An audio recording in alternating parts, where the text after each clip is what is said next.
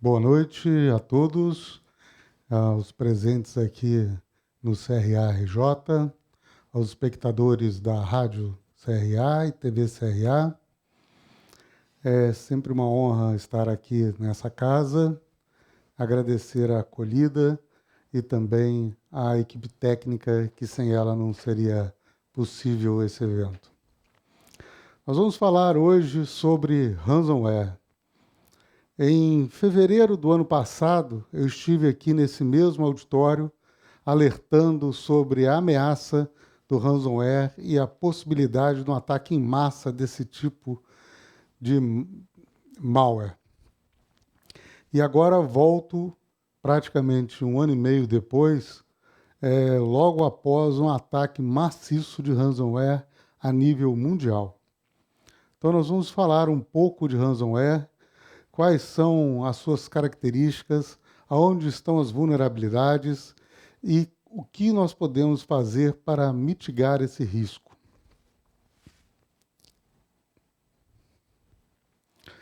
Bom, aqui tem um pouquinho do meu currículo. Eu sou mestre em informática, especialista em segurança da informação, com formação em redes.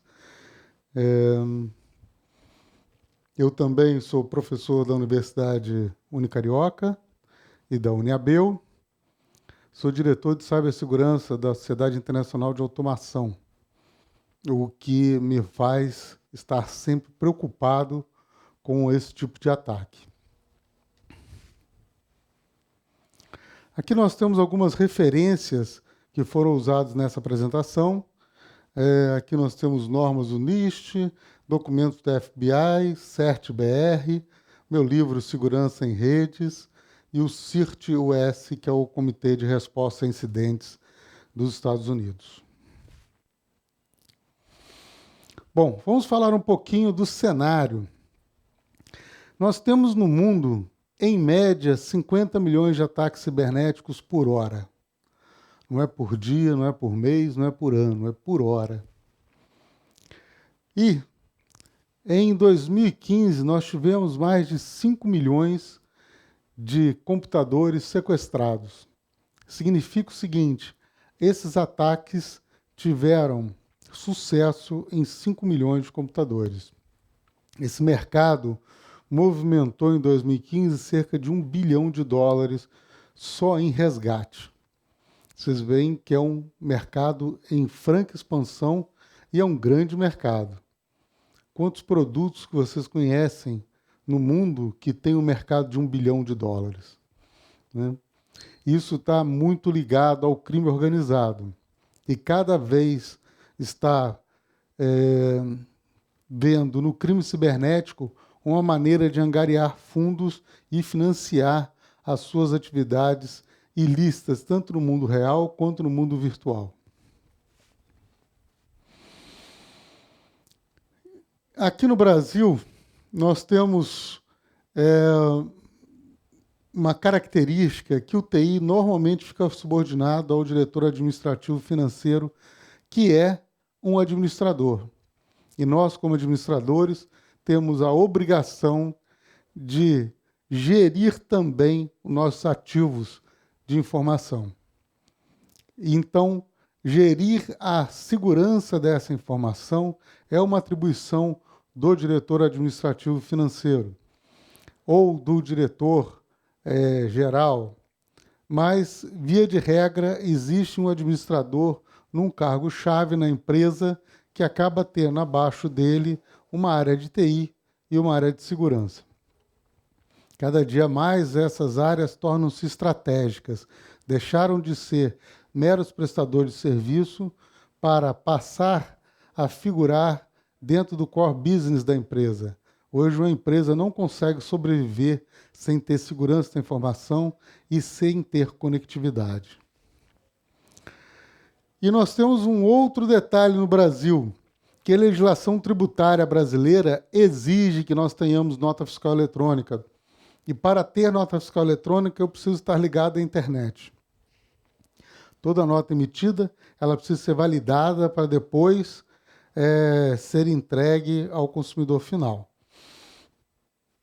Então, as empresas têm necessidade de estarem conectadas ao mundo e à internet, que é um ambiente extremamente hostil.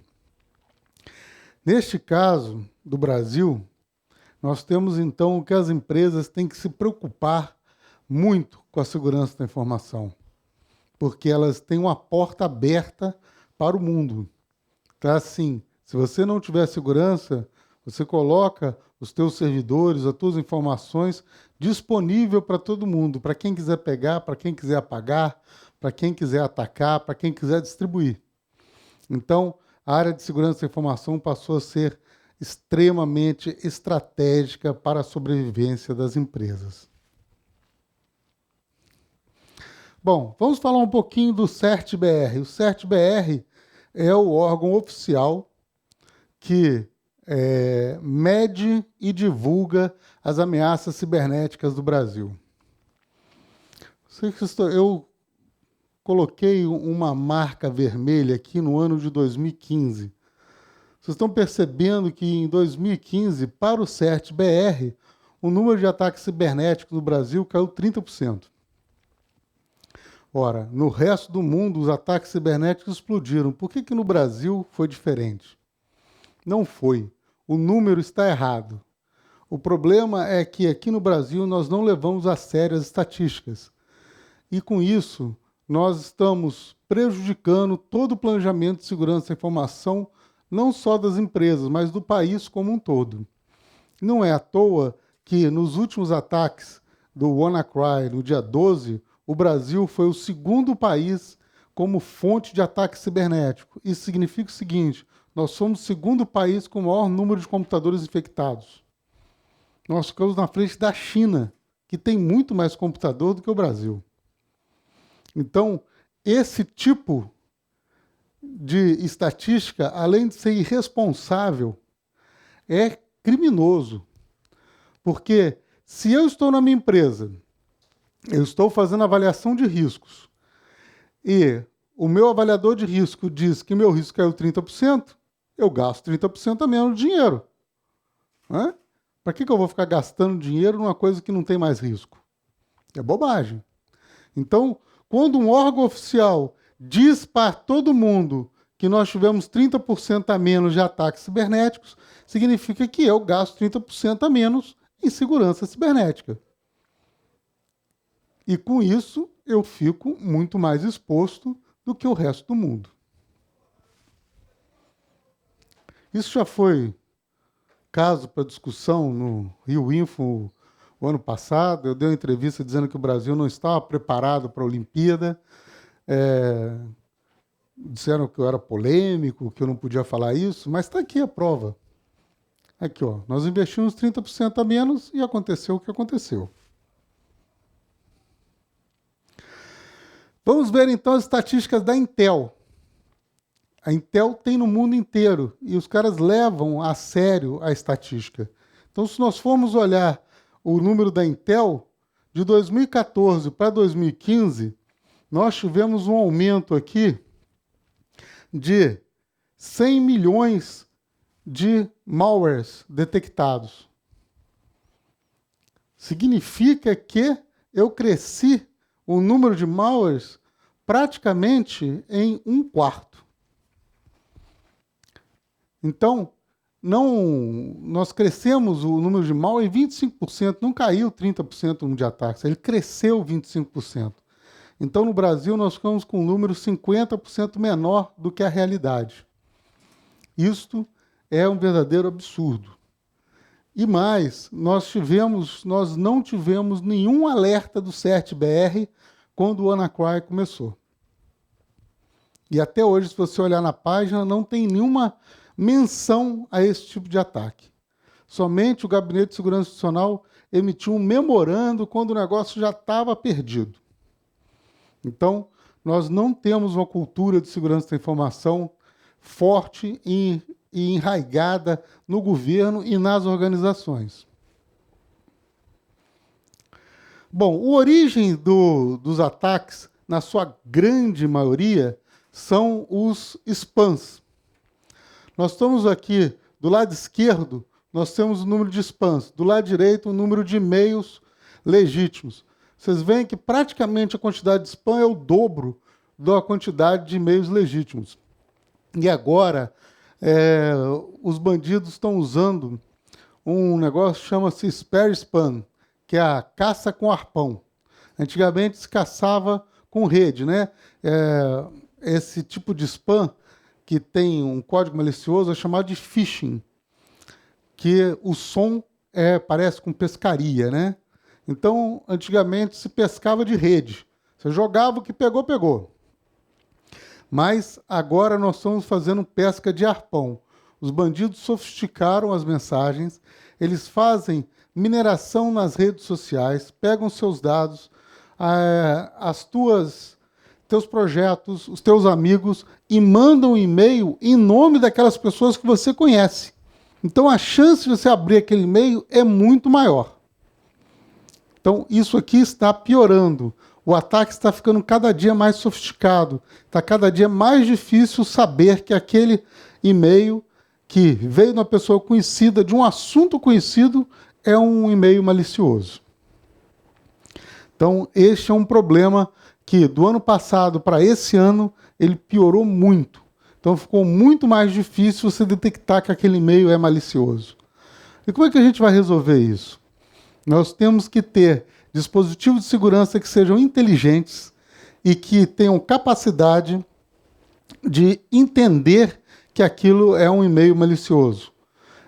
Ele tem que verificar se a origem daquela mensagem é realmente aquele e-mail que está dizendo no cabeçalho do e-mail.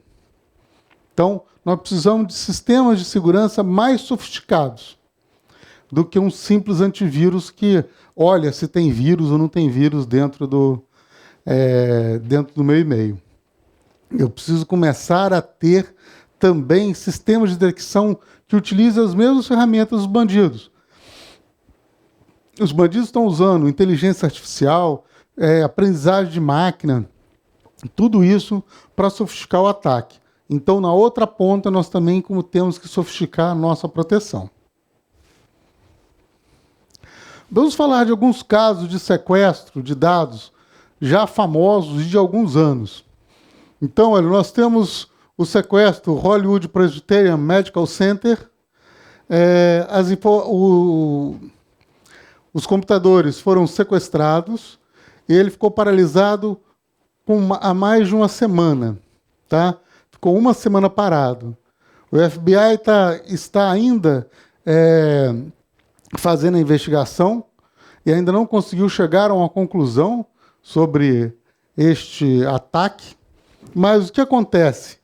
Este hospital presbiteriano, ele deixou de atender 430 pessoas. Significa que ele ficou 430 leitos fora do ar. A perda de faturamento foi algo incrível, algo em torno de milhões de dólares. É um hospital de alta complexidade, de alto custo e ficou praticamente vazio. Então, quando nós temos ataques de ransomware que são específicos para uma determinada empresa ou para um determinado segmento, significa que, além de querer receber um resgate por aqueles servidores, mas isso é um acessório, isso é uma gorjeta. A intenção principal quando acontece um ataque deste tipo é tirar o concorrente do ar. Imagina, essas 430 pessoas que estavam internadas não morreram. Elas foram para outro hospital. Então, imagina, você quer saber quem fez o ataque? Descobre para onde é que foram esses pacientes. Possivelmente, esse é a origem do ataque. A cada dia mais, o Crime as a Service está sendo utilizado na internet. Hoje está muito fácil você contratar um criminoso para poder cometer um crime, cometer um ataque, fazer um ataque de negação de serviço, de perda de integridade dos dados. É barato. Eu vou mostrar aqui para frente. E é um mercado muito grande e muito difícil de rastrear. porque você paga com moedas virtuais que não são rastreáveis e, por exemplo, nos Estados Unidos, o comércio de Bitcoin é liberado, já é até negociado na Bolsa de Nova York. Então nós temos a moeda que não é rastreável, que a ideia original de ser uma moeda livre, com cotação livre, sem interferência de governos, era uma atitude louvável. Mas ela está sendo usada mais para o crime do que para transações originais. Bom, esse aí é muito bom. Sequestro da rede elétrica de Israel. Metade de Israel ficou sem luz e sem água com esse ataque. Também foi um ataque de sequestro, onde foram sequestrados os servidores da geração de energia elétrica de Israel. Como Israel precisa de energia elétrica para ter água também, lá praticamente não tem água, é um deserto, então você precisa bombear água para as casas e mais, toda a agricultura de Israel é irrigada. Então, quando você tira a eletricidade, você faz com que as pessoas tenham prejuízo por causa da falta de eletricidade e fiquem com fome, porque não tem comida. Então, é muito grave.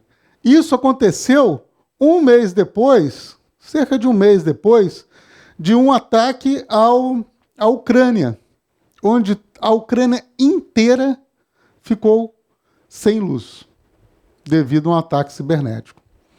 Desde 2007 já existem vírus específicos para atacar a rede elétrica, tanto negação de serviço quanto sequestro de dados. Semana passada eu dei uma palestra de segurança em infraestruturas críticas e falei disso e falei também da segurança das smart grids, que são a próxima geração dos medidores eletrônicos que já estão sendo implantados no Brasil. E aí o negócio piora bastante, porque antigamente você tinha um medidor eletrônico que era mecânico, então você não estava sujeito a nenhum ataque cibernético. E a partir do momento que você entra no smart grid sem segurança, todos os dispositivos da tua casa, todos os eletrodomésticos ficam sujeitos a um ataque cibernético. Esse ataque pode ser de negação de serviço ou pode ser de sobrecarga. Então, remotamente, alguém pode acessar um dispositivo da tua casa e colocar fogo nela, se não tiver a segurança adequada. Imagina, então, você está no hospital, num leito de UTI, e esse hospital está ligado na tal da Smart Grid, que tem medidores inteligentes de energia elétrica ligados em rede. E se o cara desligar a tomada dos dispositivos que dão suporte à vida dos pacientes que estão na UTI? É muito mais fácil você matar uma pessoa dentro do hospital desse jeito do que mandar um assassino lá e fazer fisicamente. Então, o paradigma da segurança da informação mudou. Nós temos que pensar que agora a segurança da informação não é apenas um problema financeiro, é um problema de sobrevivência. Bom, esse é pitoresco, né? O sequestro e violação da Ashley Madison, que era aquele site que você marcava encontro de casais casados, né? O cara usava para pular cerca. Foi feito um sequestro de dados e a Ashley Madison não pagou, e então o sequestrador divulgou os dados para todo mundo. Foi um alvoroço danado, porque tinha um monte de gente que o marido, a mulher não sabia que era infiel, e com esse vazamento o estrago foi muito maior do que ele ter pago o sequestro. E o pior, quando há um sequestro, a primeira coisa que o atacante faz é roubar os seus dados. Então, pagar o sequestro não significa que você vai ter os dados de volta. E pior, você nunca vai ter a certeza de que ele apagou os dados que ele roubou. Então, é um ataque duplo. É um ataque que te deixa fora do ar e expõe os seus dados. Bom, WannaCry, esse está na moda. O WannaCry, eles foram atacados em torno de 200 mil computadores, né? Foram vítimas, né? 200 mil computadores, mas estima-se que ainda existem 1,3 milhões de computadores vulneráveis ainda. O WannaCry está resolvido? Não está resolvido. Esse ataque foi um ataque definitivo? Também não. O WannaCry foi só um aperitivo. Por quê? Ataques de verdade não usam vulnerabilidades que têm solução conhecida. Então, quando eu quero atacar de verdade, eu uso um negócio chamado vulnerabilidade do dia zero, que é assim, é uma vulnerabilidade que ainda não tem correção. Ela só vai ter correção depois que você atacar, que os fabricantes de sistemas operacionais, de antivírus e tudo isso, sabem que existe essa vulnerabilidade e aí ele vai corrigir. Mas esse ataque é um ataque bom. Ataque de troço que tem correção é um ataque só para testar, para saber quanto ele ia conseguir atingir. A maioria das empresas que desligaram seus computadores tiveram poucos computadores afetados. Mas o efeito foi muito grande, porque elas desligaram os computadores. Então, o medo e o pânico tomou conta do mundo, com um ataque que foi um ataque de criança. Já está circulando o segundo, a versão do WannaCry, que é bem mais letal, só que essa semana os serviços de inteligência já estão monitorando um novo ataque, que eu vou mostrar aqui as estatísticas. Esse novo WannaCry usou uma vulnerabilidade, daquelas que foram roubadas lá do NSA. Esse novo vírus usa 7 vulnerabilidades. Então ele é 7 vezes mais letal e ele usa vulnerabilidades que não têm correção ainda. Então, nos próximos dias, nas próximas semanas, a gente pode esperar um outro ataque cibernético de grandes proporções. Só que desta vez, muito mais catastrófico. O diretor da Europol, esse Rob, afirmou que o ransomware explora a fraqueza e bloqueia os arquivos até o pagamento do resgate. E ele se espalha por worms, que é uma infecção que espalha automaticamente. O alcance foi global, sem precedentes. Eu vou explicar um bocadinho como é que ele acontece, para vocês terem uma noção que no dia 12 não foi o ataque. No dia 12 foi o efeito do ataque. O ataque aconteceu antes. E eu vou explicar para vocês como é que isso acontece para vocês poderem prevenir as suas empresas. Bom, isso aqui é um mapa de quem foi infectado. Olha, praticamente todo mundo, né? Se não tem poucos pontos aqui no Canadá e na Groenlândia, mas o resto do mundo foi infectado. Essa área aqui também, ó, não foi muito infectada, que isso é um deserto. Mas dê uma olhada aqui no Brasil. Parece que o Brasil está com catapora, né? Cheio de bolinha. Por quê? Olha, se você olhar, a densidade é maior do que a dos Estados Unidos. Os Estados Unidos, apesar de ter, em números absolutos, muito mais computadores afetados e ter muito mais fontes de ataques, em números relativos, ele teve muito menos fontes de ataques que o Brasil. Como é que funciona um ransomware? O ransomware, ele não é feito na mão, ele utiliza redes de computadores infectados para proferir o ataque. Então, essa informação aqui significa que o Brasil, proporcionalmente aos outros países do mundo, tem muito mais computadores infectados do que os outros países. Só para ter uma ideia, o Brasil foi a segunda fonte de ataques no WannaCry. Aí a pergunta, será que nós ainda vamos chorar? Com certeza. Vamos chorar e muito. Porque as empresas continuam comprando software pirata, continuam contratando aquele sujeito que mexe com TI, em vez de ser um profissional qualificado. A falta de regulamentação da profissão é um problema, inclusive, já que as áreas de TI não têm um conselho próprio. Eu, por exemplo, sou da área de TI e sou administrador. Sou cadastrado aqui como administrador dentro do Conselho Regional de Administração. E é uma área afim, claro, eu administro infraestruturas de TI. Então, isso é uma atividade característica de um administrador. Então, é uma sugestão para o Conselho Federal de Administração que abrace essa causa, que coloque uma regulamentação para esse tipo de profissional, para o administrador de redes, para o administrador de segurança da informação, e que ele seja responsável técnico pelas suas atividades e que possa ter o conselho subsidiando as suas atividades. Que ele possa fazer a anotação de responsabilidade técnica das empresas em que ele faz a gestão da segurança, a gestão de TI, a gestão de redes. Enquanto nós não tivermos uma regulamentação muito bem elaborada, nós vamos continuar com aquele meia-boca. É o cara que dá o jeitinho, que faz gambiarra. E gambiarra em informática e segurança da informação sempre dá com os burros na água.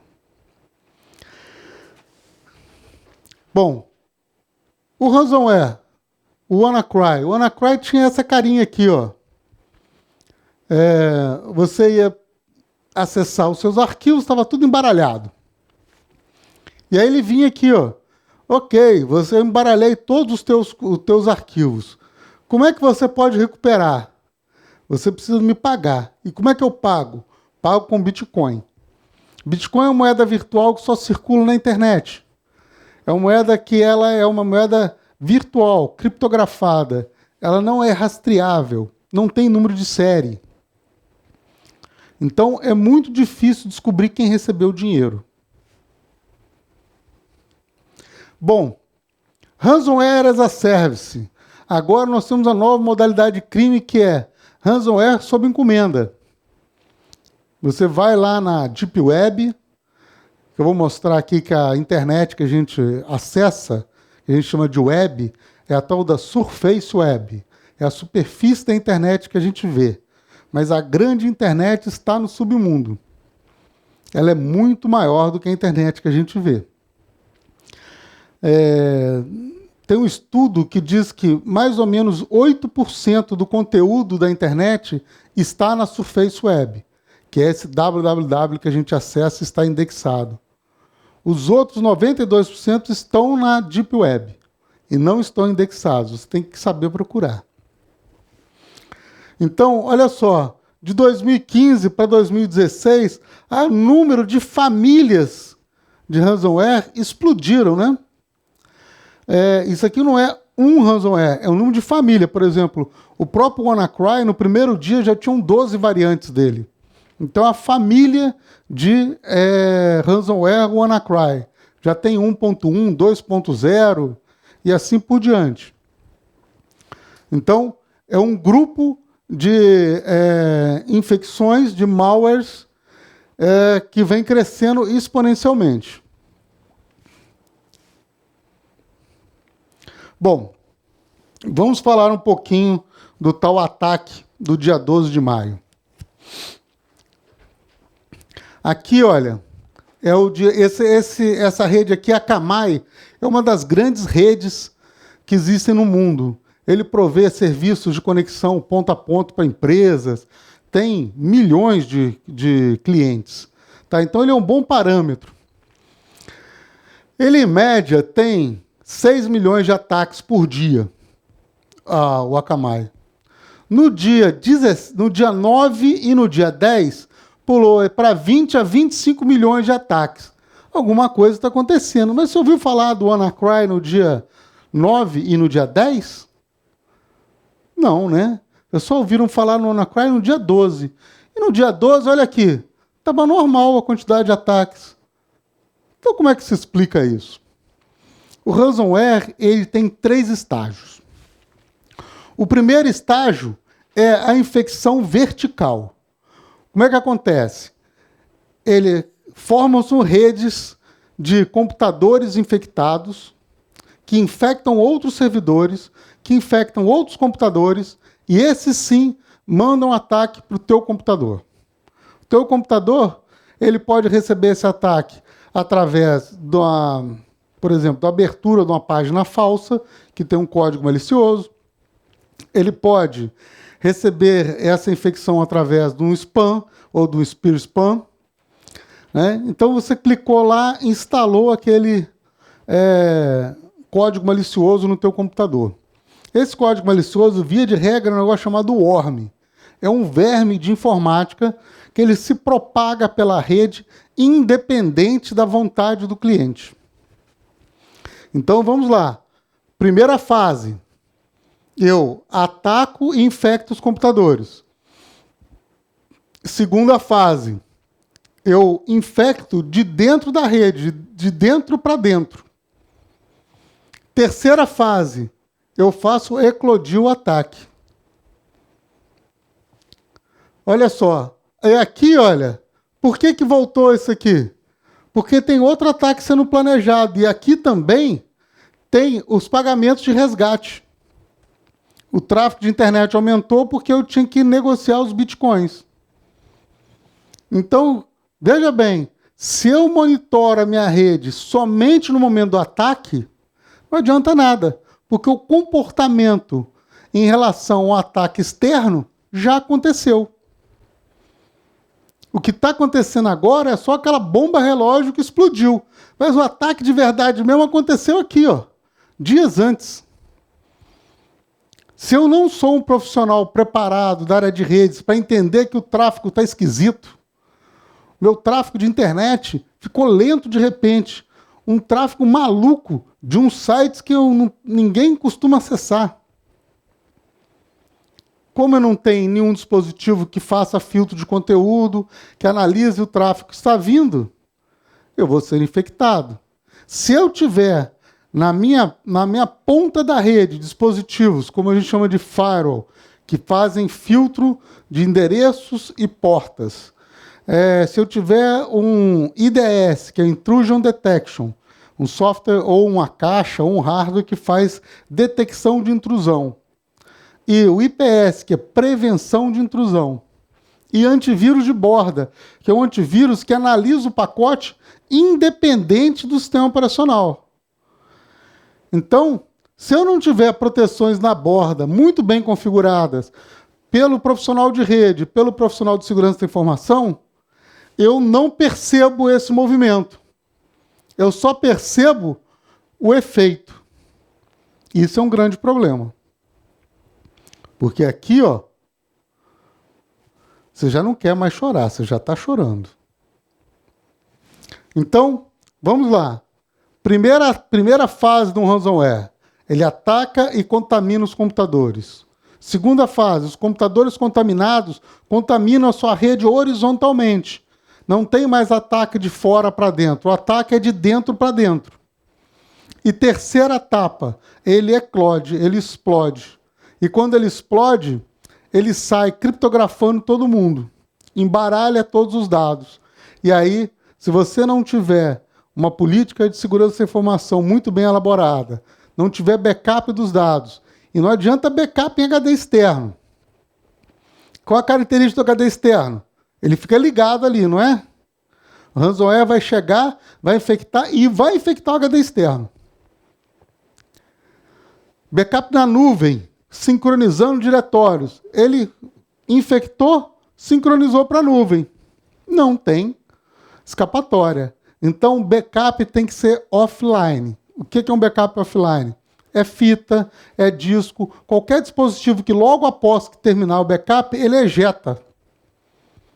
Ele passa, ele copiou, ele sai do ar. Porque aí, se tiver um ataque de ransomware, aquele backup está protegido. Ele não vai ser acessado. Bom, vamos ver as estatísticas dessa semana? Olha só, dia 21, 11 milhões de ataques. Dia 22, 8 milhões de ataques. Dia 23, 8 milhões de ataques. Calmaria. E aqui, ó, ainda está mais ou menos calmaria. Parece com isso aqui? Não está parecendo que nós estamos tendo, de novo, uma preparação para o ataque? Então, na quarta-feira, já estavam sendo detectados novos tipos de vírus muito mais letais, começando a propagar pela rede. Então, é necessário que as empresas tomem cuidado, atualizem sistemas operacionais, coloquem proteção nas pontas e coloquem proteção para dentro. É muito comum o leigo que instala uma proteção na borda só fazer proteção de fora para dentro. Ele não faz proteção de dentro para dentro. Então, o certo é, você faz proteção de fora para dentro e faz proteção de dentro para dentro. A pessoa que vai acessar um determinado arquivo tem que passar por um dispositivo de proteção. Porque se ele estiver infectado, ele não vai propagar essa ameaça pela rede. Isso é uma coisa que o profissional de segurança, o profissional de rede, sabe. Agora, o cara que mexe com informática não faz a mínima ideia que é isso. Ele pensa que todos os ataques vêm de fora para dentro. E não é verdade. Normalmente, de fora para dentro é só preparação do ataque. Bom, vamos falar um pouquinho do que é segurança. Então, eu já cansei de falar com você de segurança, de política, de um monte de coisa. Vamos entender um bocadinho o que é segurança. Segurança, basicamente, ela é composta de 4 requisitos. A confidencialidade, integridade, disponibilidade e rastreabilidade. Imagina em cada um desses requisitos é um pé desse banquinho. Se você tirar esse pé, a segurança que está em cima do banquinho cai.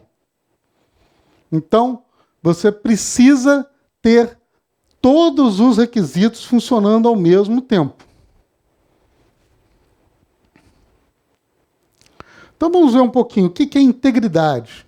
Integridade é uma das coisas que o ataque de ransomware busca, que é comprometer a integridade dos dados. O que é isso? A integridade é a propriedade de salvaguarda, exatidão e completeza dos dados. Significa que eu preciso que meus dados sejam exatos e estejam completos. Não adianta ter dado mais ou menos, dado pelo meio do caminho. Tá? Proteger a exatidão e a integridade das informações dos métodos de processo. Por que eu estou falando de métodos de processo? Porque, além de proteger meus dados, eu preciso proteger a maneira com que eu executo as coisas. Então, por exemplo, eu tenho na minha empresa um processo que eu bolei e que eu executo. Então, eu preciso garantir que aquele processo continue rodando da forma que eu projetei. Então, vamos supor que eu estou fabricando um remédio. Eu tenho procedimentos operacionais padrão, além da receita do remédio. Né? Se eu perco parte dos dados, aquele processo de fabricação pode ser comprometido. Eu deixar de executar alguma coisa ou executar alguma coisa a mais. No final, aquele remédio vai sair fora da especificação. Eu posso tomar e morrer. Vamos supor que eu esteja produzindo gasolina. Então, eu sofri um ataque e tive problema de integridade dos dados. Aquela torre, quando você passa ali em Caxias, que vê aquela torrezinha soltando foguinho em cima, aquilo ali chama-se torre de craqueamento. É uma torre em que você aquece, coloca pressão e diversos outros processos no petróleo bruto, e aí ele vai extraindo os subcomponentes do mais pesado para o mais leve. O mais leve de todos não dá para controlar, ele é instável, por isso que ele queima. Então imagina que eu perco a integridade dos dados e aquele foguinho apaga. Significa o seguinte, babau Caxias. Explodiu tudo. Então, a integridade tem que garantir não só a exatidão, também os dados estarem completos. também nos meus processos. Quando eu penso em integridade, eu tenho que pensar em defeitos no meu disco, em backup e em não adulteração dos dados sem respectiva trilha de auditoria. O que é isso? Se meu dado for alterado, eu preciso ter registrado em algum lugar quem alterou, como alterou, qual era o valor anterior, qual é o valor atual. Isso serve não só para fraude, mas também para eu saber se aquela alteração foi indevida. Um dos ataques mais emblemáticos que tiveram em redes de indústria foi em 2010 a usina atômica do Irã, com um vírus chamado Stuxnet. O que o vírus fazia? Ele enganava o operador. Ele mandava centrífugas, que fazem enriquecimento do urânio, rodar numa velocidade e mostrava para o operador outra velocidade. Já viu aqueles filmes americanos que o cara vai assaltar, ele grava um pedaço de vídeo e põe para rodar para o operador enquanto ele passa lá no local e ninguém vê? É exatamente isso que esse vírus fazia. Ele bagunçou as centrífugas, queimou um monte de centrífugas, saiu urânio tudo fora da especificação, em tempo de explodir aquele negócio. E o Irã só descobriu que aquilo não era um defeito, que era um vírus, 6 meses depois. E demorou mais 6 meses para saber o que estava acontecendo com aquele vírus, como é que ele funcionava. Então você imagina o perigo. E ele não ataca só a planta do Irã. Ele ataca plantas pelo mundo inteiro. Eu mesmo, num dos clientes meus, teve um ataque de Stuxnet, não teve sinistro, né? Ele não chegou a invadir a rede, porque nós tínhamos monitoramento. Inclusive, eu conto esse estudo de caso no meu livro. Mas a gente chegou à conclusão que se esse vírus tivesse entrado, a gente poderia ter tido explosão de caldeira, eu poderia ter tido lesões graves aos operadores, porque eu tinha frascos a 300 graus que depois iam receber um jato de água fria. E esse frasco passa por um processo de resfriamento. Se eu tiro o resfriamento, na hora que o cara joga água fria, o frasco explodir na cara do operador. Então você imagina um frasco de um litro de vidro explodindo na cara do sujeito. É igual uma granada. Então, o risco era muito grande e nós tomamos, além das medidas que nós já tínhamos tomado, que detectou esse Stuxnet, nós passamos a colocar na avaliação de risco da produção esse tipo de risco, que antigamente não era considerado. Então, eu vou pensar em disco redundante, sistema de alerta, eu vou pensar em hash. Hash é um negócio que, assim, quem já entregou imposto de renda, quando recebe o recibo, vê que tem 2 números. Um número é o número do recibo. O outro número é um númerozão lá que ninguém sabe para que serve.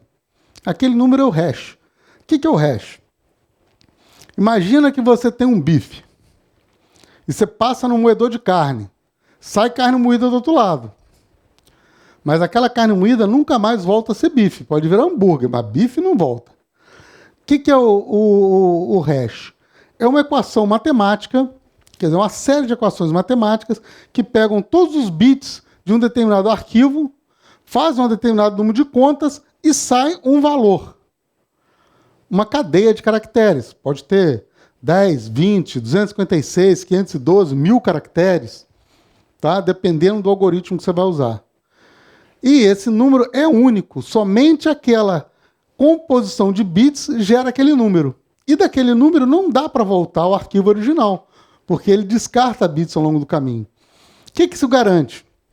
Garante a integridade do meu arquivo. Porque somente aquele conjunto de bits naquela determinada sequência gera aquele número. Então eu quero saber se o meu arquivo está íntegro. Eu extraí o hash num dia de noite. Teve um ataque de WannaCry. Eu pego no dia seguinte e extraio o hash novo. Se der o mesmo valor, tá legal, ele está íntegro. Se der valor diferente, ele foi danificado. Então isso é uma maneira para você verificar se os teus arquivos estão íntegros. Não é que a gente faz normalmente.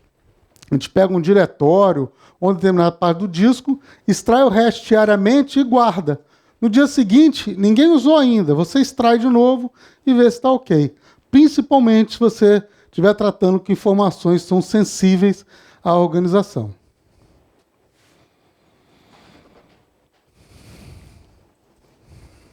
Vamos ver um vídeo aí sobre integridade.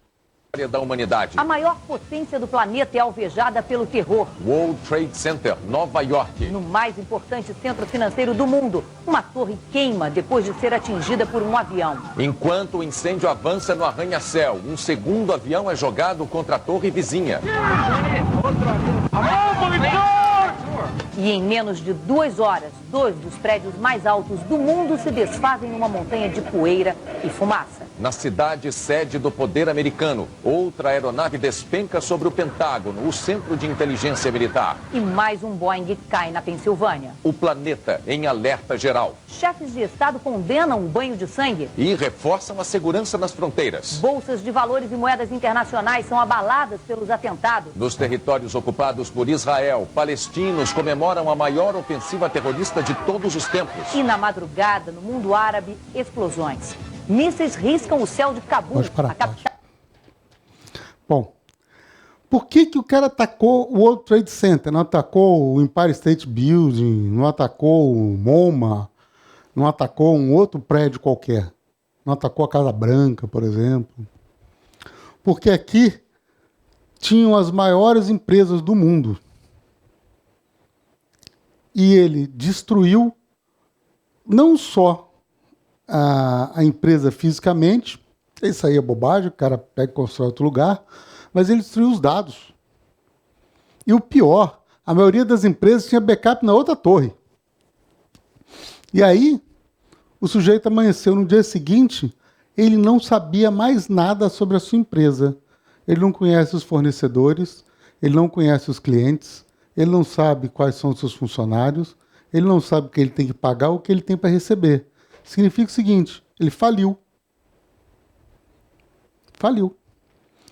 E, nesse ataque do WannaCry, tem uma estatística que diz que as empresas que ficarem mais de 8 dias para se recuperar dos dados tendem a falir. Então, é muito sério.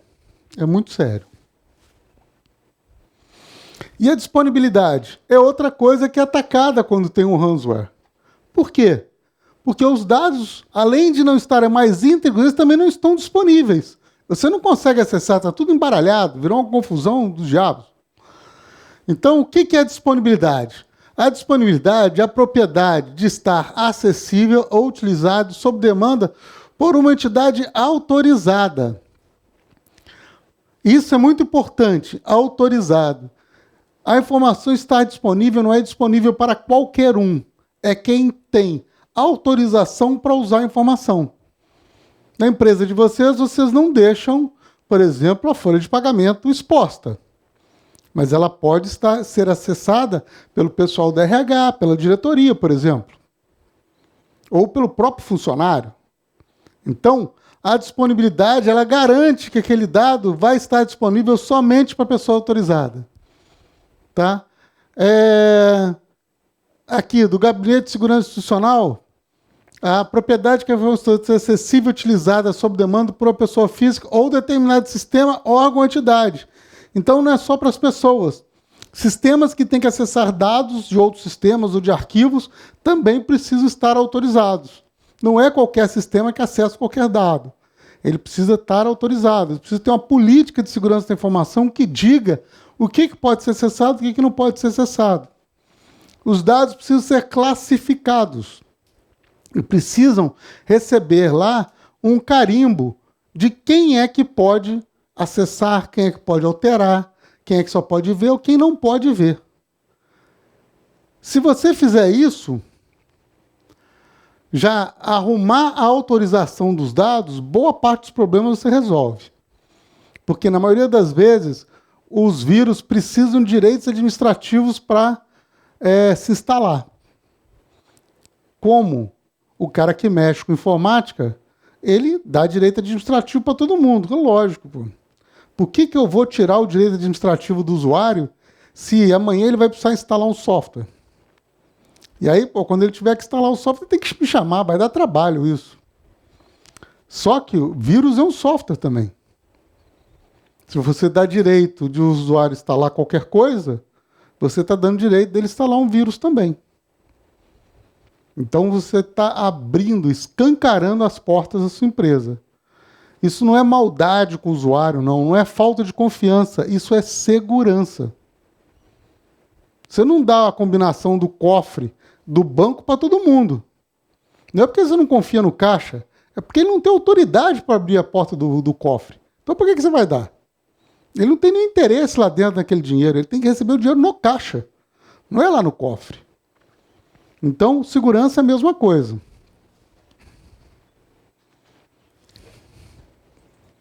Vamos ver um videozinho sobre disponibilidade.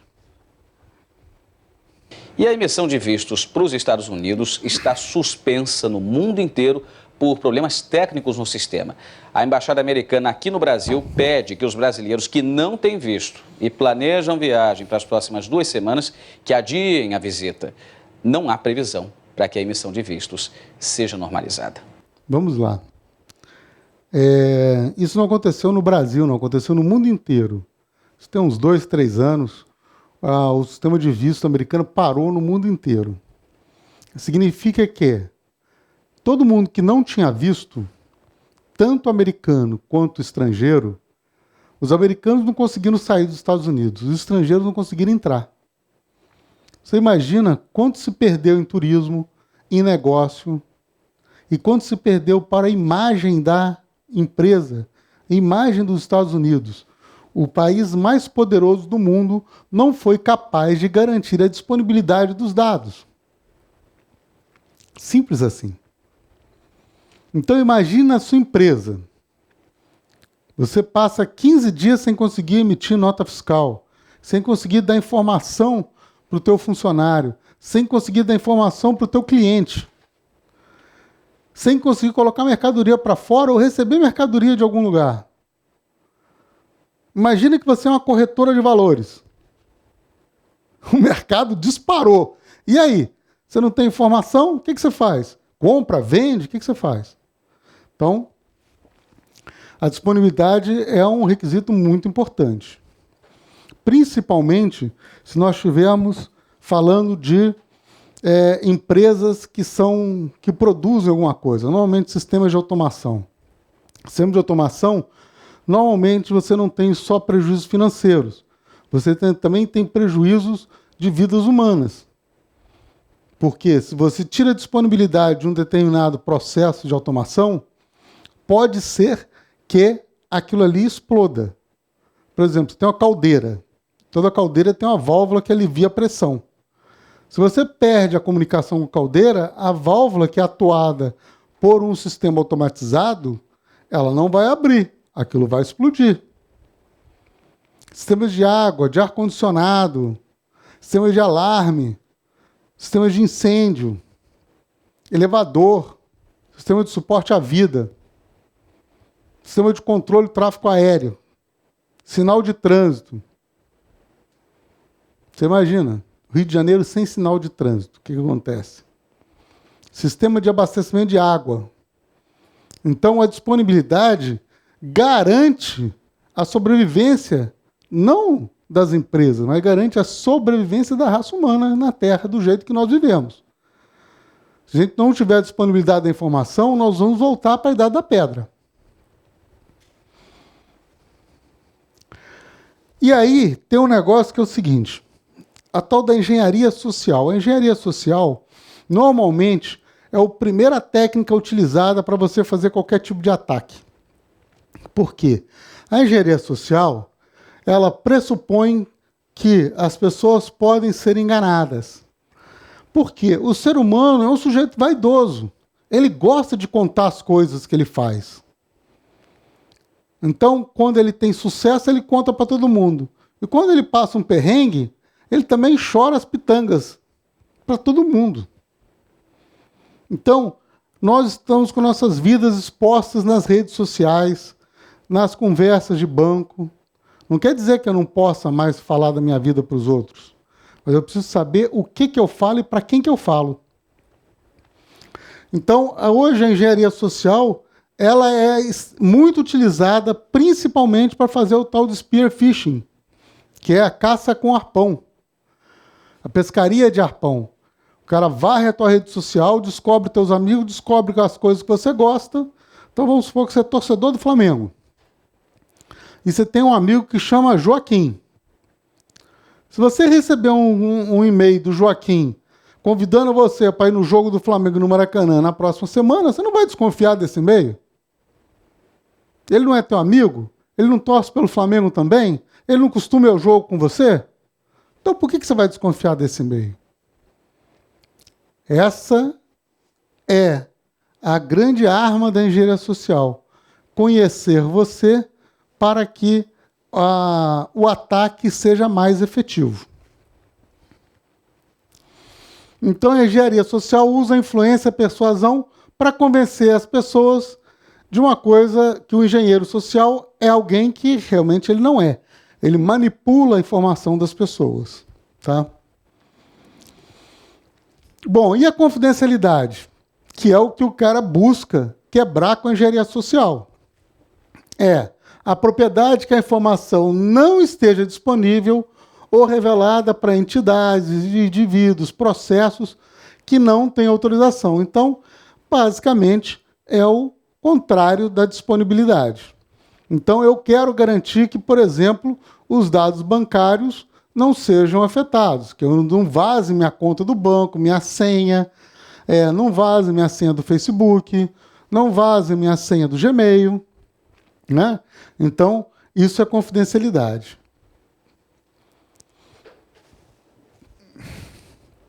Então, vamos ver um ataque de confidencialidade foi emblemático aqui no Rio de Janeiro. Os foram orientados a mudar de telefone, veja só, e as famílias estão apreensivas. Motivo? O vazamento de informações confidenciais deles na internet. Hackers que vinham invadindo sites de instituições públicas agora também agiram contra os funcionários do Estado. Os dados foram conseguidos por hackers que atacaram o site da PM. O conteúdo sigiloso foi divulgado no Facebook por um usuário deste perfil. Esta mulher de um policial militar ficou assustada com o telefonema, que recebeu em casa logo depois. Ligaram e perguntaram se ali morava um policial. Eu fiquei assustada, porque você que já é esposa de um policial já fica alerta, né? Porque você sabe que, além dos bandidos, muita coisa envolve ser policial no Rio de Janeiro. E desliguei o telefone. E meia hora depois, um amigo dele, que mora numa comunidade até, ligou desesperado, porque estava tirando a esposa e a filha da comunidade, porque tinha descoberto que tinha lista com endereço, telefone, CPF, identidade dele na internet. O vazamento de informações aconteceu na quinta-feira, mas o site só foi retirado do ar no domingo. Outro grupo que apoia a atitude dos hackers ameaçou fazer o mesmo, com os dados pessoais de 1.500 policiais civis. Que tipo de revolução é essa que essas pessoas estão propondo, que você expõe a polícia?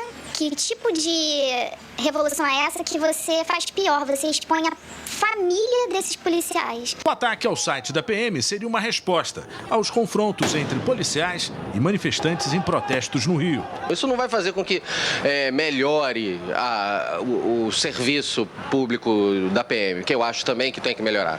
São outros caminhos que vão levar a isso. Quem fez isso não gostaria de ter os dados revelados, né? Acho que privacidade todo mundo tem direito. A Delegacia de Repressão a Crimes de Informática está rastreando a ação do grupo na internet para identificar os responsáveis. Para este especialista, deve ser fácil chegar até eles. Esse tipo de ataque, que é um ataque muito básico, ele normalmente é feito por jovens curiosos que vão atacando e acharam a vulnerabilidade, eles vão copiar, mas eles não vão ter ferramentas sofisticadas ao ponto de conseguir apagar os rastros do meio do caminho. A página da Assembleia Legislativa do Rio também foi invadida por hackers. Logo, o site voltou ao normal. À tarde foi a vez do site do PMDB ser atacado e ficar fora do ar. Há protestos e há brincadeiras, né? Então, além dos ataques normais do crime cibernético, existe um outro segmento de atacantes que são chamados hacktivistas. Nesse caso não foi hacktivista, nesse caso foi dois garotos lá de São Paulo, 15 dias depois a gente pegou os caras. Mas no caso do site do PMDB, foi o Anonymous, que é um grupo hacktivista que tem vários. Então, o grupo hacktivista, ele não tem como objetivo ter ganho financeiro ou privilegiar uma empresa A em detrimento da B. Ele tem como objetivo fazer manifestações em que tenham grande impacto para lutar por uma determinada causa. Então, na época do impeachment da Dilma, tiveram vários ataques de desfiguração de site e tal, a favor e contra o impeachment. Agora, com o negócio do Michel Temer, está a mesma coisa. Aliás, essa semana, a rede da JBS foi invadida e vários dados da JBS foram revelados. Então, é um ataque que não tem como objetivo ganhar dinheiro. O ataque tem como objetivo fazer um determinado protesto. E a rastreabilidade? A rastreabilidade é a maneira que nós temos, a propriedade que permite identificar a entrada de dados pelo usuário, aumentando a detecção de erros. Na realidade, a rastreabilidade procura saber se um dado foi alterado, ele foi alterado por quem, de onde, qual o valor anterior, qual o valor atual e qual o horário que ele foi alterado. Então, com isso, eu consigo pelo menos rastrear qual era o meu dado anterior. Isso evita fraudes e também evita ataques, né? Se eu tenho trilha de auditoria, na hora que eu vou verificar na trilha de auditoria, eu vejo que um determinado dado foi alterado. E aí, por exemplo, eu posso saber qual horário da alteração e eu posso saber que horas que eu tenho que voltar o meu backup. Muitas vezes eu vou ter que voltar o backup de 2 dias antes, 1 dia antes, 5 horas antes. Vai depender de o que disser minha trilha de auditoria e vai depender de como é que é o meu backup. Tá? Vamos ver aí um vídeo sobre rastreabilidade. A Presidência da República anunciou hoje que um funcionário que trabalhava dentro do Palácio do Planalto foi quem usou a rede de computadores da sede do governo federal para atacar jornalistas na internet. Segundo o site do Tribunal Superior Eleitoral, o funcionário é filiado ao PT de São Paulo.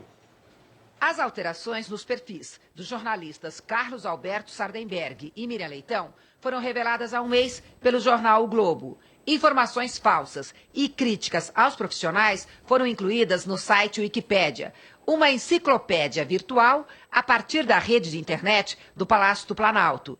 Em sua primeira reação, o governo chegou a afirmar que a identificação dos autores seria impossível, porque, segundo o Palácio do Planalto, os conteúdos da rede de internet só ficavam armazenados por 6 meses e as alterações nos perfis foram realizadas em maio do ano passado. Mas depois, o governo recuou e abriu uma sindicância para apontar os responsáveis. Segundo a sindicância, o servidor público Luiz Alberto Marques Vieira Filho foi o responsável pelas alterações nos perfis dos jornalistas. O Palácio do Planalto diz que ele assumiu a autoria durante o processo de investigação. Luiz Alberto Marques Vieira Filho aparece no site do Tribunal Superior Eleitoral como filiado ao PT em São Paulo. O partido nega. Quando fez as mudanças, era assessor da Secretaria de Relações Institucionais e Deli Salvati era a ministra. Hoje ele pediu o desligamento do atual cargo que ocupava, chefe da assessoria parlamentar do Ministério do Planejamento. A exoneração vai ser publicada no Diário Oficial de amanhã. Luiz Alberto está de férias, continua como funcionário de carreira e agora vai responder a um processo administrativo disciplinar. Pode receber uma advertência e até perder o emprego. A Zeleide disse, na época das alterações, a ministra Deli Salvati chefiava a Secretaria de Relações Institucionais, em que o funcionário trabalhava. Hoje, ela está na Secretaria de Direitos Humanos da Presidência e não quis se manifestar. Bom, por que é que descobriram o cara? Porque na Wikipedia, se vocês lá no final viram uma listinha passando, aquele ali é a trilha de auditoria. Ela mostra de onde veio a alteração, quem fez, o que fez, qual era o valor anterior, qual é o valor atual. Com essas informações, eles descobriram o endereço do computador. Viram que era dentro do Palácio do Planalto. Dentro do Palácio do Planalto, cada computador tem uma identificação única, que é o endereço da placa de rede dele. Além do tal do endereço IP, que todo mundo ouviu falar, tem o endereço físico da placa de rede. Então, você vasculhando o tráfego de rede, você vai descobrir qual foi a origem daquela informação. Você consegue descobrir qual é a placa de rede. Vendo a placa de rede, você descobre quem é o computador. Então, se você tem trilha de auditoria, você consegue rastrear as alterações de informação. Isso é importantíssimo não só para fraudes, mas também na questão de ataques cibernéticos. Você tem na trilha de auditoria, você pode ter uma ideia do vetor do ataque, de onde é que ele partiu. Se ele partiu de dentro ou se ele partiu de fora, onde é que você tem que mexer. Qual é a porta, qual é o dispositivo, você tem que reforçar a segurança. Subiu para 150 o número de países atingidos pelo ataque dos piratas essa reportagem foi bem interessante Desde do sexta-feira, Fantástico. hackers invadiram os computadores de pelo menos 200 mil usuários, como governos, hospitais e empresas. E a preocupação continua no outro lado do mundo, como mostra o correspondente em Nova York, Felipe Santana. Milhares de pessoas colocarão as empresas em que trabalham em risco amanhã, pelo simples fato de ligarem o computador para começar a semana. É isso que prevêem os especialistas hoje. Na hora em que o cyberataque gigante ocorreu, na sexta-feira, muita gente já tinha ido para casa, principalmente na Ásia, onde já era quase sábado. O que quer dizer que o vírus pode ter sido enviado para vários computadores que estavam desligados na hora. Os hackers também já conseguiram fazer outras variações do vírus que fez estragos no mundo todo. Afetou a rede de saúde britânica, trens na Alemanha, serviços de entrega aqui nos Estados Unidos, universidades na China e na Indonésia, telecomunicações na Espanha. Se estima que os hackers tenham ganhado mais de $1 bilhão chantageando empresas e pessoas pelo mundo todo. Esse vírus específico, o WannaCry, foi como um grande atentado terrorista numa guerra que é travada silenciosamente todos os dias na internet. Num dia comum, só aqui nos Estados Unidos, são 4.000 ataques virtuais a pessoas e empresas. O jeito mais popular de fazer esses ataques é com vírus que pedem resgate, que para uma empresa podem variar de 50 mil a $1 milhão. Por isso, uma pesquisa feita por um instituto que é financiado por empresas que fabricam antivírus relatou que 60% das pequenas empresas que são atingidas virtualmente saem do mercado em até 6 meses porque não conseguem arcar com os custos. A diferença desse ataque é que ele foi gigante e coordenado. A gente vai explicar agora o que é o Bitcoin, a moeda virtual que está sendo tão comentada depois dos ataques hackers dessa semana. E como fazer para proteger o computador da sua casa. Foi o maior ataque na internet de todos os tempos. Mais de 100 países afetados. E até agora não se sabe quem são os responsáveis. Mas o que esses hackers queriam? O que são os bitcoins pedidos como resgate? Como tantos computadores foram afetados? E o computador da sua casa também pode ser invadido? Fantástico foi atrás de respostas. O ataque começava com um aviso na tela do computador.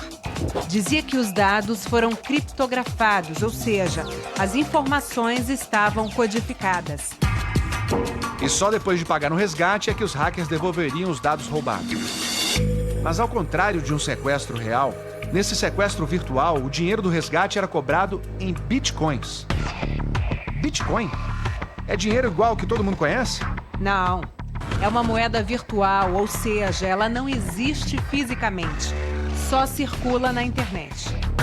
É uma criação que vive na própria internet. Então, hoje está espalhado em todo lugar. Você pode converter ele em qualquer moeda do mundo. Funciona como se fosse um crédito. Nessa semana em que a gente está falando aqui no Fantástico, está custando $1.800, um Bitcoin. Ronaldo Lemos é advogado e professor especializado em tecnologia. Quem quer comprar um Bitcoin hoje é muito simples. Primeira coisa que você precisa fazer é criar uma carteira de Bitcoin, né? Você pode comprar, por exemplo, de várias casas de câmbio, que são espécies de sites onde vivem exatamente disso, de você fazer compra e venda dessa moeda. Mas você também pode usar os Bitcoins para fazer, por exemplo, as compras de supermercado. Hoje já tem várias empresas que mandam para você uma espécie de um cartão de crédito, inclusive com as bandeiras tradicionais dos cartões de crédito, Só que em vez de estar atrelado o saldo a uma conta bancária ou a um banco, está atrelado a uma carteira de bitcoins que vive na própria internet. Então você pega aquele cartão, vai no supermercado, compra lá o que você precisa e em vez de debitar do seu saldo bancário, debita diretamente da sua conta de bitcoins na internet. Como qualquer um pode comprar Bitcoin, você não precisa entender do assunto para estar no alvo dos hackers e ter suas informações sequestradas no computador da sua casa. Como fazer então para evitar ser mais uma vítima desses criminosos? São 4 medidas simples. Primeira coisa, ter um antivírus de confiança instalado. Computador sem antivírus no mundo de hoje é inadmissível. E outra coisa importante é ter cópia de segurança dos seus arquivos. Então, não deixar os seus arquivos em um único lugar. Faça uma cópia na nuvem, num pendrive, num HD externo, mas não deixe os seus arquivos num único lugar. As pessoas que tiveram seus computadores hackeados, que tinham cópias de segurança em outro lugar, o problema que elas tiveram foi 0. A outra coisa é atualize sempre o seu sistema operacional. Todo mundo que tivesse o computador ali sem o sistema operacional atualizado estava vulnerável para ser atacado pelos hackers. Outro ponto é não abrir arquivos desconhecidos que você recebe por e-mail. Correntes, ofertas, às vezes até e-mails de pessoas que você conhece, podem vir com arquivos infectados. Na dúvida, não abra. Qualquer pessoa está suscetível a esse tipo de ataque de hackers. E pior, outras moedas digitais pouco conhecidas já estão sendo usadas até em crimes do mundo real, como aconteceu este mês em Florianópolis. O sequestro foi à luz do dia numa rua do bairro Lagoa da Conceição, em Florianópolis. A vítima é essa mulher de 32 anos. O vídeo de uma câmera de segurança mostra o momento em que ela é abordada pelos bandidos depois de deixar a filha na escola. Ele só me disse, não reage que eu estou armado. Isso veio outro atrás. Quando me colocaram dentro do carro e foi entrando gente dentro do carro, eu fiquei assim, assustada e em choque. A partir daí é um roteiro previsível de um crime de sequestro. Mas um detalhe chamou a atenção. A moeda exigida para o pagamento do resgate. Dólar? Euro? Real? Não. O resgate teria que ser pago em Zcash e Monero, que são tipos de moedas digitais como o Bitcoin. Nós não queremos de reais, não. Nós queremos nas moedas, nas criptomoedas, entendeu? Fiz contato com colegas das delegacias anti-sequestro de vários estados e nunca se teve notícia no Brasil, sequer no mundo, de um crime de extorsão mediante sequestro com a exigência desse tipo de pagamento em moeda digital. A vítima do sequestro é a esposa desse homem, um empresário que trabalha em operações com esse tipo de moeda em vários países. Eles preferem não mostrar o rosto. Eu imaginei que a gente sabia o que estava pedindo, porque no dia da cotação estava em 115 milhões de reais.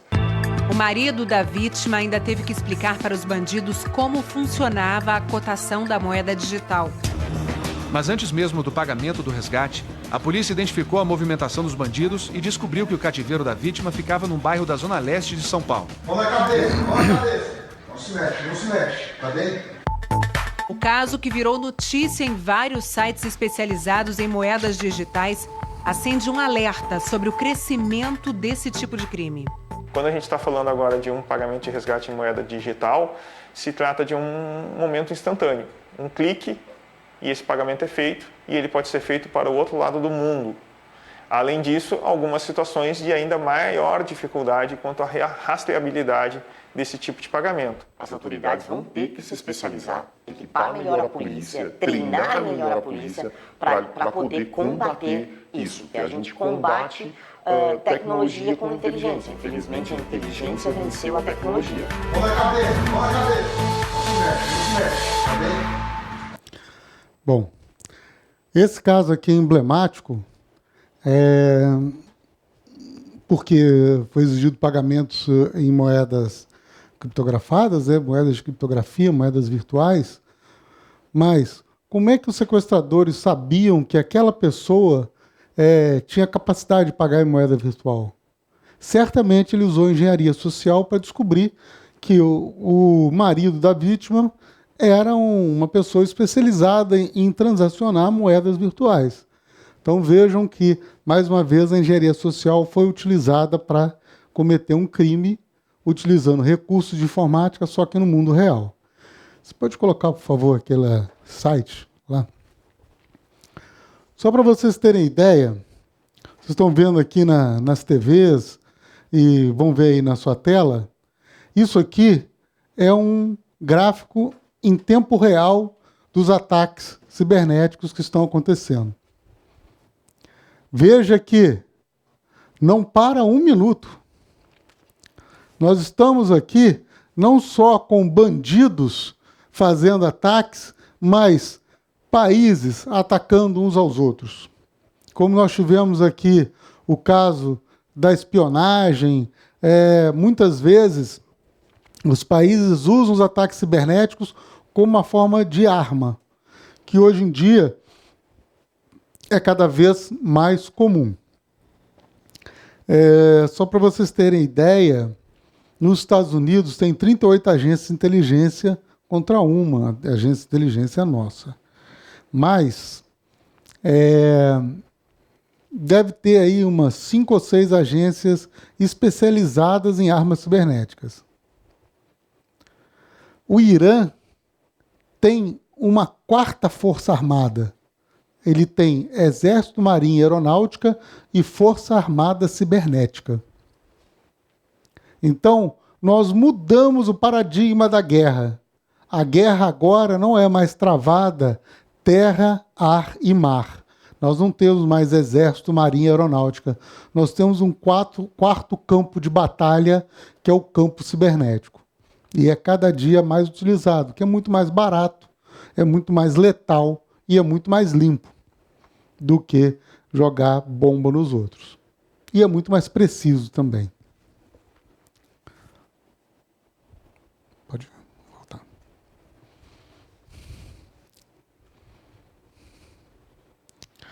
Então vamos lá. Como é que a gente se protege? A ideia lá do Fantástico é bem simplória. É assim, eu coloco lá, faço backup no meu HD externo, mas você tem que tirar o HD externo de lá, porque se ele estiver lá, ele vai ser infectado também. Você tem que ter antivírus, mas não adianta você colocar esse antivírus gratuito. Isso aí você vai ter uma falsa sensação de segurança.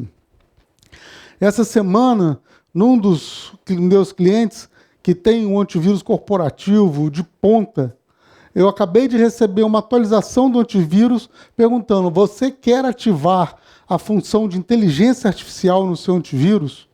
Isso significa o seguinte: existe uma nova informática surgindo que chama-se informática cognitiva. É uma informática que imita o pensamento humano. Então ele consegue ler palavras, entender o simbolismo, a sintaxe, a semântica das palavras, e com isso ele consegue tomar decisões baseadas em um conjunto de regras. Existem, todos os dias, milhares de documentos em blog de segurança, serviço de inteligência que precisam ser lidos. Mas nós, seres humanos, não temos capacidade de ler tanta coisa. Mas os sistemas cognitivos têm. Para o computador ler 1000 páginas é um negócio tranquilo. Ele consegue ler, consegue entender e consegue tomar decisão baseada em regras que nós colocamos. Então, para o ser humano, vai ficar os 30% do trabalho, que é trabalho intelectual, que é criar as regras, criar a maneira de comportamental desses sistemas. Esses sistemas usam inteligência artificial e usam um negócio chamado ontologias, que é uma maneira de se representar o conhecimento. E quem diz como vai ser essa ontologia, que é a maneira de se representar o conhecimento, é o ser humano. Então ele o sistema vai ler, aprender e aplicar as regras e a representação do conhecimento do qual ele foi treinado a fazer. Então, não adianta colocar antivírus vagabundo. Antivírus, não existe almoço grátis, né? Almoço grátis, o cara vai te cobrar alguma coisa na hora do jantar, né? Então, se você não tiver nenhuma opção, uso grátis, mas saiba que você está tendo uma falsa sensação de segurança. É aquela história do cara coloca aquela película anti-vandalismo e acha que o vidro virou a prova de bala. Não virou. Ele vai segurar uma pancada no capacete, mas não vai segurar um tiro. Então, se você não tem informações críticas no seu computador, se isso não vai te afetar de forma relevante, tá ok. Você tem cópia de tudo? Tá ok. Você vai perder tempo. Você ficar 2, 3 dias sem computador, não faz diferença. Mas será que a sua empresa pode ficar 2, 3 dias fora do ar, com a chance de, quando você voltar ao backup, você perder um dia inteiro de informação? Você vai ter que pegar todas as notas fiscais, entrada e saída, pagamento, então, fazer tudo de novo, registrar tudo de novo. Aí você vai gastar mais 3, 4 dias para colocar em dia a tua informação. Então, pense nisso antes.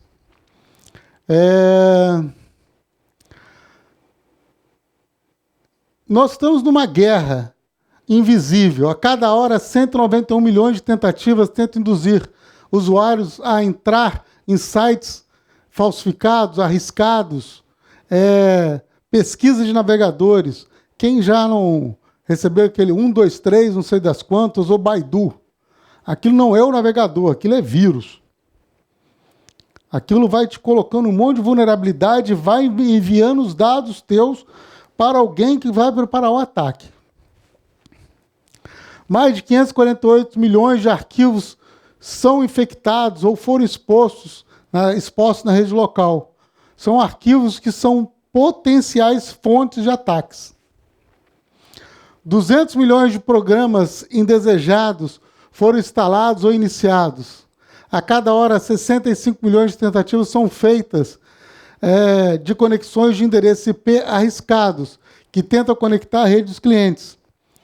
Então o vírus entra e tenta direcionar você para um site perigoso, que vão ter outros malwares, outras infecções, e vão te colocar outras vulnerabilidades.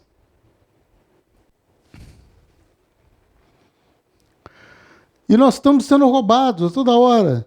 Nos últimos 10 anos, o número de grandes violações de dados aumentou.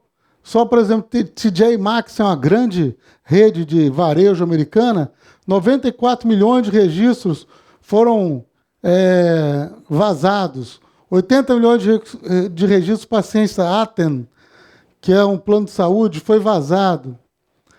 Então, o cyberladrão, além de roubar, criptografar os dados, ele rouba os dados. Então, quando você tem um ataque de ransomware, você tem um problema de integridade, tem um problema de disponibilidade, tem um problema de confidencialidade. E tem um problema de rastreabilidade. Porque, como você paga em Bitcoin, é difícil descobrir para onde foi o dinheiro. E o ataque é sempre disfarçado. Ele usa redes de computadores infectados para fazer o ataque. Nunca é o atacante principal que ataca. É igual aqui no morro. O traficante grandão não manda assaltar, manda os menores de idade roubar no meio da rua. Ele está lá quietinho no morro. O bandido cibernético é igualzinho. Ele infecta um monte de computador e esses computadores é que fazem um ataque para ele. E sempre com endereços disfarçados. Então, é muito difícil rastrear. E os bandidos estão cada vez mais capacitados. Antigamente a gente tinha o que a gente chama de script kids, aquele garotinho lá de 12, 15 anos que comprava um CD na banca e atacava. Agora não é mais, agora é profissional mesmo. É gente do crime organizado que fatura muito. Você não vê a estatística? $1 bilhão em um dia. Pô, é um senhor faturamento. Tem poucas empresas no mundo que faturam isso. E a guerra cibernética, patrocinada por países ou por grandes corporações. Então, o crime como serviço está cada vez mais difundido e uma estatística da Intel diz que o retorno do investimento numa arma cibernética ou num dispositivo de crime cibernético retorna 1.400%. Então, é um retorno de investimento muito bom. É um excelente negócio. Não é ético, não é legal, mas que é bom negócio, é. Então, olha só, a internet que a gente vê é isso aqui, olha. É onde a gente está. É o YouTube, o Facebook, o e-mail. O resto da internet, 6 vezes o que está aquilo ali, está abaixo. Aqui nós temos algumas páginas de material pirata, e como música, como filmes, softwares. Aqui nós temos os tais servidores do BitTorrent. Esse cara aqui que era famoso, foi tirado do ar, que é o Captain Hack, eu acho. Então aqui tem os servidores que fazem, disponibilizam conteúdo gratuito. Gratuito entre aspas. Normalmente vem com vírus junto, né? Nível 4, nós temos wikis, enciclopédias que estão escondidas. No nível 5, nós temos a bandidada. É pedofilia, é crime, todo tipo de bandalheira que você possa imaginar, você acha aqui nesse nível 5.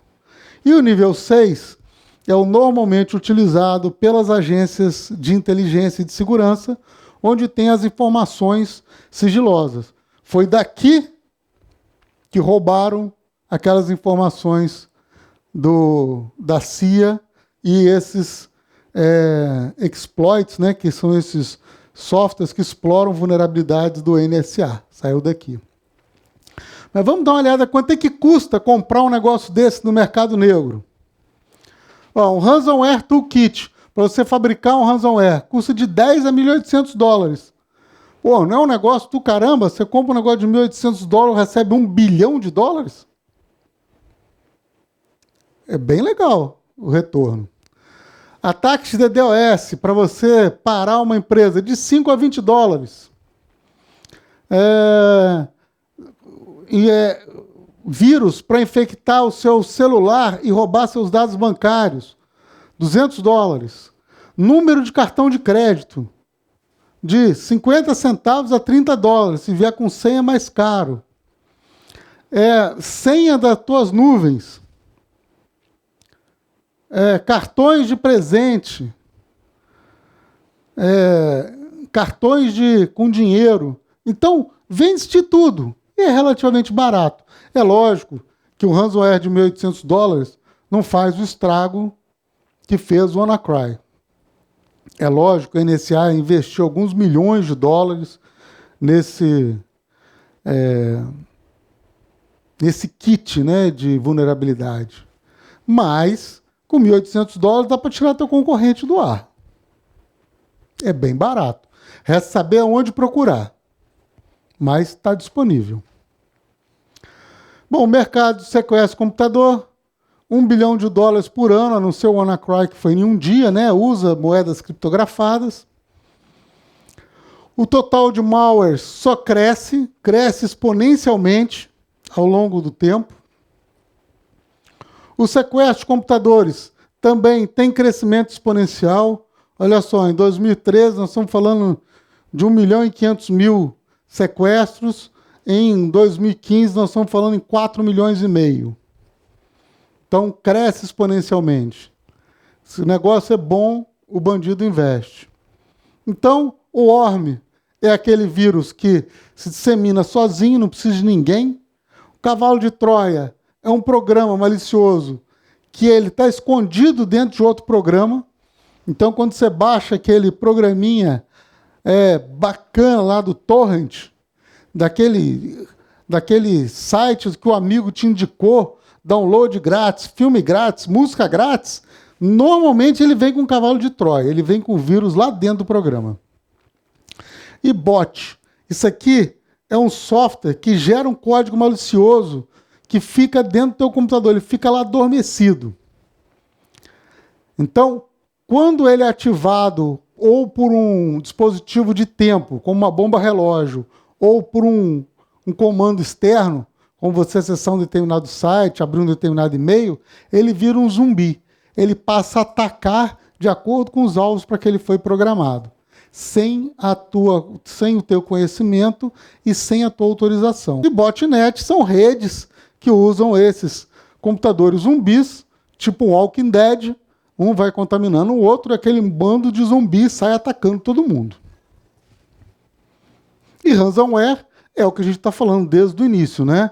É o sequestro de computadores ou de dados, tornando os dados ilegíveis para pedir um resgate. Então, basicamente, nós temos 3 personagens no sequestro. Isso é importante para você entender como é que você tem que proteger a tua casa ou a tua empresa. Nós temos o esperto. O esperto é aquele usuário que ele tem todas as músicas em MP3 que ainda nem foram lançadas, tem todos os filmes piratas, tem todos os softwares piratas, todos aqueles aplicativos que só ele tem. Então ele é bacana, porque ele distribui troços que custam uma fortuna para todo mundo, né? Esse cara é o cara mais perigoso que tem dentro da empresa. Porque esse sujeito é o sujeito que vai implantar a vulnerabilidade dentro da tua empresa.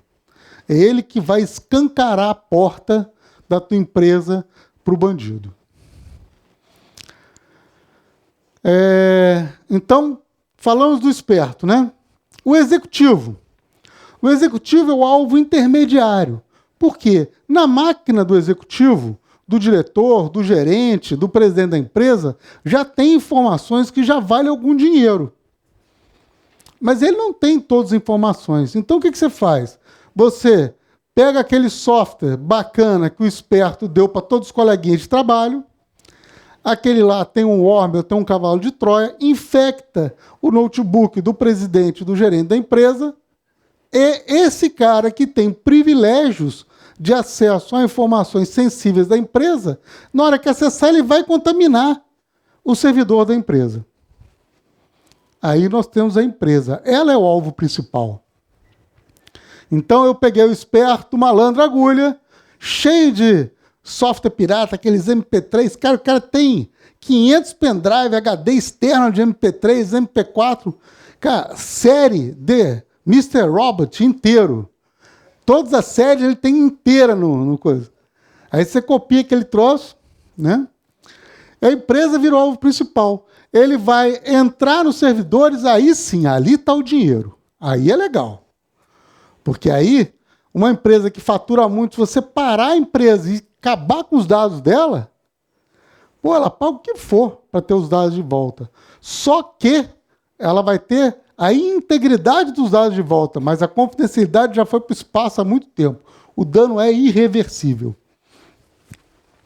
E quando ele está pegando servidores tipo RP, quanto a pagar, quanto a receber, faturamento, aí é tranquilo, cara. É só prejuízo financeiro. Agora, quando ele pega sistemas tipo SCADA, que são sistemas de automação, aí a brincadeira fica legal. Que aí dá para você explodir a fábrica do cara. Dá para você explodir a empresa do sujeito. Além de você pegar o dinheiro dele, você pode matar todo mundo. À distância. Olha que legal. Você não precisa mais colocar uma bomba. Cara, esse negócio da Al-Qaeda colocar bomba nos lugares, isso é burrice. O Estado Islâmico é burrice. Daqui a pouco você vai ver que eles vão parar de colocar bomba. Bomba tem um efeito pirotécnico legal. Mas o legal não é explodir a bomba. O legal é ele explodir, por exemplo, em vez de ele ter explodido uma bomba lá no show dessa menina aí agora, não sei o que lá, grande lá na Inglaterra, era muito mais legal se ele tivesse explodido uma termoelétrica. Daria um trabalho talvez um pouco maior para você invadir a rede de termoelétrica, mas ia ser uma explosão muito maior. Ia tirar Manchester do mapa. Não ia matar 20 pessoas, ia matar 200 mil pessoas, 500 mil de pessoas. É isso que a gente tem que se preocupar. Quando nós estamos falando de infraestruturas críticas, esse é que é o grande problema. O prejuízo financeiro, você ganha de novo ou você fale. Agora, a vida humana não tem preço.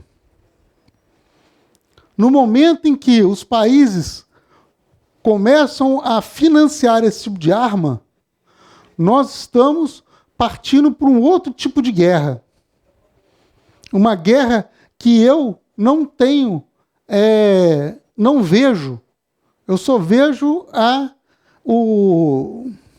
depois que ela aconteceu, as consequências do ataque. Então, isso aqui, nós precisamos pensar nas nossas empresas em segurança. Precisamos ter cultura de segurança. Precisamos ter profissional de segurança, profissional de TI, profissional de rede. Não dá para ficar chamando o garoto que mexe com informática. Isso deixou de ser uma questão de economia para ser uma questão de segurança para as pessoas e para a sobrevivência das empresas. Então, como é que funciona o ataque? Primeiro, engenharia social, a pessoa levanta as informações, ganha o acesso, copia os dados. Aí, depois que ele já está com seus dados lá, ele criptografa os dados, aí ele cria um dispositivo para manter o acesso e apagar os rastros. Aí, na hora certa, ele deflagra a ação. Se você pagar, pode ser que ele te devolva a integridade dos dados. Mas essa cópia aqui ele não vai te devolver nunca.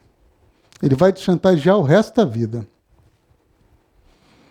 Então, uma das estratégias para você garantir a segurança é agir como atacante. E agir como atacante chama-se pentest, ou teste de invasão, ou teste de penetração. O que é isso? Você simula determinados tipos de ataque em ambiente controlado, podendo ser com conhecimento ou sem conhecimento do administrador de rede, aí depende de como é que é seu contrato e de quanto é crítico a tua infraestrutura. E aí você age como inimigo, atacando os pontos fracos da rede e verificando, fazendo um log, fazendo um registro de tudo aquilo que você conseguiu atacar. E aí, com esse relatório, você começa a tratar aquelas vulnerabilidades. Você começa a mitigar o risco. Porque a ameaça você não tem controle, mas a vulnerabilidade você tem. Se você souber onde é que ela está, você pode tratar. E você faz isso com pentest. Não é tão simples quanto o cara do Fantástico falou. Softwares e equipamentos de segurança. Ah, mas olha, minha rede, cara, eu tenho aquele equipamento de ponta, né? Eu tenho antivírus, tenho Faro, né, que bloqueia os endereços IP, tem IPS e IDS. IPS previne os ataques, IDS previne ataques. Estou protegido? Claro que não. Depende. Se esse troço aqui você comprou e fez o NNF, né, Next, Finish, você não está protegido. Porque não tem regra. Você colocou, você foi para o lugar comum.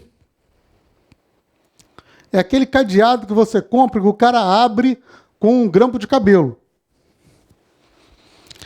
Então, não adianta você ter um bom cadeado. Você tem que ter um cara que saiba configurar o cadeado. Se não tiver esse cara, é bobagem você fazer isso. Melhor não ter nada. Porque se você tiver mal configurado, o atacante vai explorar aquela coisa que está mal configurada e vai entrar. Aí você fala, não, tá, então eu fecho todas as portas. Bom, se você fechar todas as portas, você não entra nem sai. Então, sua empresa não funciona. Então, também não adianta. Essa estratégia não funciona. Então, o que a gente tem que fazer? Nós temos que pensar na segurança como a gente pensa na segurança da portaria. Se você tem um negócio valioso, você não põe um guarda armado lá, aquele guarda armado não está treinado, não fez um curso, não tem uma certificação, não tem fiscalização, você tem que pensar da mesma forma. O profissional de TI, de rede, de segurança, ele tem que conhecer a empresa, ele tem que ter certificação, ele tem que ter formação. E ele tem que ter um conhecimento multidisciplinar, ele tem que conhecer de infraestrutura, de software, tem que conhecer do comportamento humano. Porque o homem também é um ativo de segurança, é um ativo de informação. Dentro do homem não estão informações, dentro do ser humano não estão as informações da sua empresa. Ele não conhece os processos, os procedimentos, as senhas, os caminhos. Então ele tem que ser tratado como um ativo de segurança da informação. Você tem que monitorar o ser humano. tem que saber se ele está tendo atitudes suspeitas. Pô, aquele cara que estava quebrado, de repente chega com um carro zero na empresa, tem um troço errado. Tem alguma coisa errada. Pô, se o pessoal da Lava Jato tivesse pego só pela incapacidade do cara comprar as coisas que comprou, estava todo mundo na cadeia já. Porque não dá para um deputado que ganha 40, 50 mil reais ter um patrimônio de 200 milhões. Nem que ele vivesse 10 encarnações. Não bate a conta. Então, a gente tem que pensar no ser humano. Em gestão do negócio, analisar risco, pensar na recuperação de desastre, na contingência, quando acontecer. Porque não é se acontecer, vai acontecer um dia. E quando acontecer, você tem que estar preparado. Então, você tem que ter um plano para recuperar aqueles ativos, aquele hardware e software que foi danificado. E tem que ter um plano para continuar funcionando durante a crise, mesmo que seja de forma degradada ou manual. Você não pode parar. Então, isso aqui não dá para fazer, isso aqui, na hora da crise. Na hora da crise deu ruim. Tocou aquela barata voa, correria para um lado e para o outro, todos os computadores ficando com a tela vermelha, e aí, o que eu faço? Desligo tudo? Faz igual a Petrobras e o INSS fizeram? Vamos desligar, mandou todos os funcionários embora? Cara, não dá. Isso é porque era no prédio administrativo. Pergunta se ele parou a Reduc. Não dá para parar, cara. Se você parar a Reduc, fala assim, desliga os servidores do sistema de automação. Aquele negócio explode. Vamos supor que seja uma fábrica de cimento. Se parar, tem uma chama lá do forno que está a 1.400 graus. Se parar, você vai ter um forno que pesa, sei lá, 20, 30 toneladas e custa 60 milhões de dólares rolando na cabeça das pessoas. Não dá para parar. Então, não dá para dizer assim, tudo bem, se eu for atacado, eu desligo tudo. Não é assim. Se você estiver lá na UTI, o cara fala assim, eu fui atacado, pum, desliga, o cara morreu, né? Então, não dá. Você está na mesa de cirurgia, foi atacado, parou. Você imagina o transtorno que foi na Inglaterra. Que na Inglaterra, todo o serviço de saúde é público. O cara atacou o serviço de saúde, as pessoas ficaram sem atendimento médico. O cara que estava lá, moribundo lá na cama, esse o médico se virou. Falou, o que está escrito aqui, que está escrito em papel, eu consigo acessar. O que não consigo acessar, eu vou chutar. Vou verificar os sintomas e vou dar meu jeito. Mas o cara que estava morrendo, morreu. Não tem ficha de saúde, ele não tem como... Todos os equipamentos de exame, diagnóstico são automáticos. Estão ligados na eletricidade, são computadorizados. Como é que faz? Acabou. Não tem mais aquele raio-x que você apertava o botão, pegava a chapa e revelava. Acabou. O raio-x, você baca a chave, ele aparece na tela do computador. Não tem computador, não tem raio-x. Não tem computador, não tem ressonância. Não tem exame de sangue. Não tem Doppler. Não tem ecocardiograma. Não tem nada.